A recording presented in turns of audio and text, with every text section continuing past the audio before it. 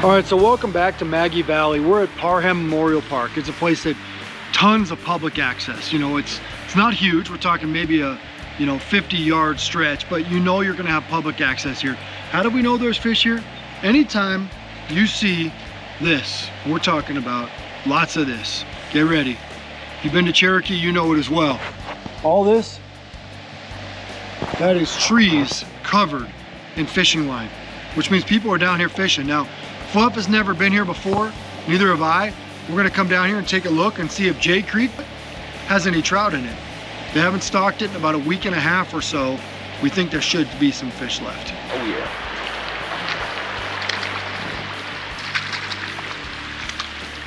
Oh, there's two. No, that's a bigger one. Got another wild fish. There's a lot of wild fish in here. There is a lot of wild fish here. Kind of impressive, really.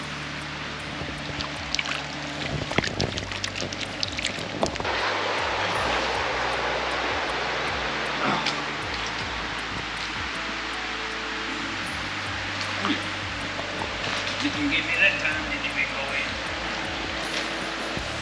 So it's midday right here in Maggie Valley right now, and really we just got here 11 o'clock. Worst time of day to fish, as you guys know, but we've got a lot of other stuff to do. We got here a little late. This is the park we were just talking about. We're gonna show you the hole that's here. And one thing to remember, midday when the sun gets high, they look for shade lines.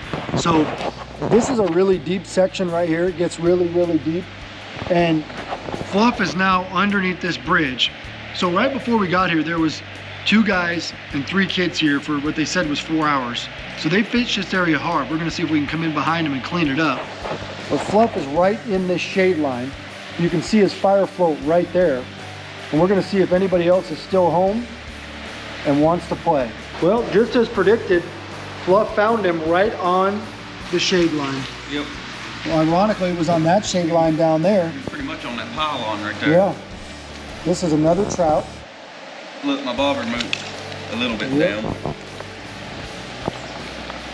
Hey guys, we're back out here in Maggie Valley again today. And this creek over here, of course, is just tiny. I mean, back home, I would catch minnows out of it. You know what I'm saying? Or, well, minnows. But anyway, this is what I've been using. A single premium on a itty bitty size 12 fire hook. Just like that right there. My line is only 2-pound test, so it's, I mean, basically invisible to them. And I've got a little itty bitty fire float right here to tell me whenever I get a hit, because if you don't have a fire float, they will swallow these things pretty bad because they're hungry, you know, and which means that you have to keep it to kill the fish. So this is how we're able to release them, and that's how you'll be able to release them, because as soon as it bites, you know instantly, and you got the fish. Another one bites the dust. Boom, boom, man, there's some boom. small ones in here. Another one bites the dust. Another one bites the dust. Got him. Oh boy. All right, so Fluff has used a whole jar of premium salmon eggs already, and he's out.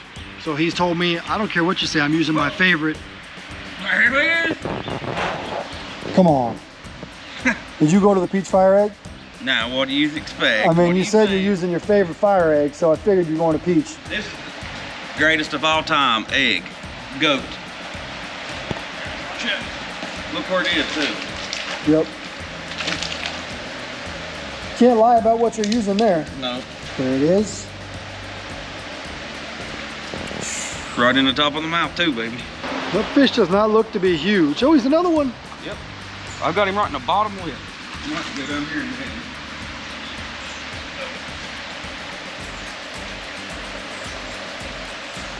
Look at that hook placement right in his bottom lip.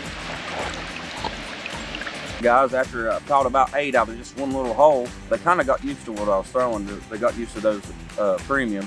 So I switched over to the goat of the egg world. Okay, I'm gonna show you the package that these fire eggs comes in, just like this right here. You take one out, they're on a string attached to all each other. This is what one looks like. And I can't stress enough how important it is to hook it up just like this, because it's made out of rubber. And if your rubber gets in the way of the hook, you're gonna miss the fish. But that right there, if they grab that right there, you pretty much got them. The hook's sticking out. These are extremely sharp hooks, and it's fish on all day. All right, so it's during that slow time of day. You know, it's about 2 o'clock, toughest time to catch trout. We're right behind the post office here in Maggie Valley, and we found a really good hole. And I think Fluff may catch one right away. Looks like that. Oh, on call. Oh yeah.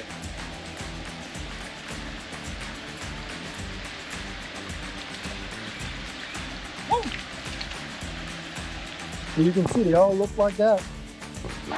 Now remember, you're not going to catch monsters down here. Sure, there are some 2, 3, 4, 5 pound trout in this creek. We caught some last time we were here. Matter of fact, we hooked one earlier today, but most of them are going to be that 9 to 10 inch rainbow. And as long as you do what Fluff said and you downsize your tackle, man, they sure are fun to catch. Seeing that fire flow go down, man, it's a fun thing to do over and over again. There he is. Caught him right at my feet. Did you see? Yeah, because See these roots right here? yep. That's probably where fish are hanging out.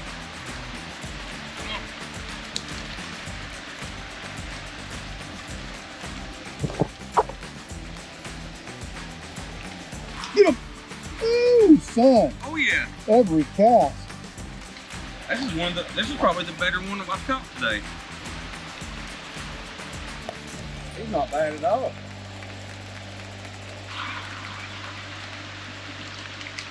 Andy, Got him. he's been caught before.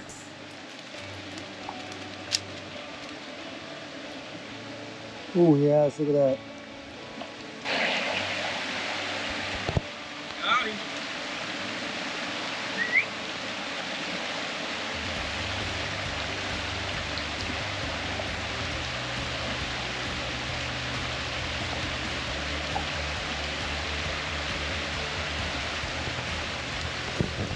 Today's episode of Pautzke Outdoors comes to you from Maggie Valley, where we're fishing what the locals call J Creek, also known as Jonathan Creek. Now this place flows right through the heart of the valley.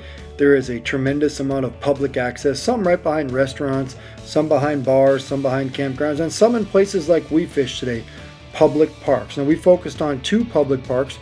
You'll see them on the video. You'll see landmarks here that show you exactly where to go. And we went here simply because we did what everybody else does. We looked for green and white signs that distinguished the fact that the state of North Carolina stocks trout here. This is a hatchery supported stream that goes right through the middle of town. This is a popular tourist town. It is no secret to anybody, and it's heavily fished, which is why they bring fish every 2 weeks or so here from April, May, June, and July. Now, what's great about this place is the amount of public access like we talked about. We only focused on about 3 or 4 holes. One of them is probably the most heavily fished hole on the creek, simply because it's in a public park in the middle of downtown at a bridge. And this place got hammered. You know, we were here, I think, almost about 2 weeks, 10 days to 2 weeks after a stocking, and we still ended up catching and releasing a limit in this one hole alone. But it shows you presentation is everything. We can't stress that enough. Now, Fluff talked about how he was using 2-pound test and a small fire flow. That's because it's a small stream. He doesn't want to make a huge splash every time he casts. And he also used size 12 and 14 fire hooks. That's because you don't need anything big here. Small is better. Now Fluff did lose a big fish. I think we have it on film here. I don't remember. It happened so quick we forgot. We couldn't get it to bite again. But all the fish we did catch today came on 2 baits. Mostly premium salmon eggs. That's the one with the red label, red lid.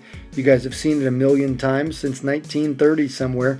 And then we also used his favorite peach fire egg. We switched back and forth. Most of them came on real eggs, but hey, the fire egg has a place in time, and it held true here as well. Now, if you're here anywhere around J Creek, don't be shy about fishing any area where you see that green and white sign.